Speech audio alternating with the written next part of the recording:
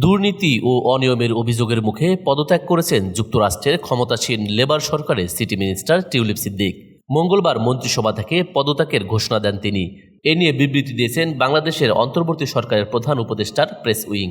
মঙ্গলবার রাতে প্রধান উপদেষ্টা ডক্টর মোহাম্মদ ইউনূসের ভেরিফাইড ফেসবুক পেজে দেওয়া বিবৃতিতে বলা হয়, সরকার জবাবদিহিতা ও ন্যায় বিচারের জন্য প্রতিশ্রুতিবদ্ধ। পাচার হওয়া অর্থ দেশে ফেরানোর জন্য বৈশ্বিক অংশীদারদের সঙ্গে একযোগে কাজ করা হবে। ডক্টর ইউনূস বলেন, বাংলাদেশের জনগণের কাছে টিউলিপ সিদ্দিকের ক্ষমা চাওয়া উচিত। দেশের উন্নয়ন বাধাগ্রস্ত করতে যেসব দুর্নীতি হয়েছে সেগুলো বিচারের জন্য আন্তর্জাতিক আইন প্রয়োগকারী সংস্থাগুলোর সঙ্গে সহযোগিতা করবে সরকার।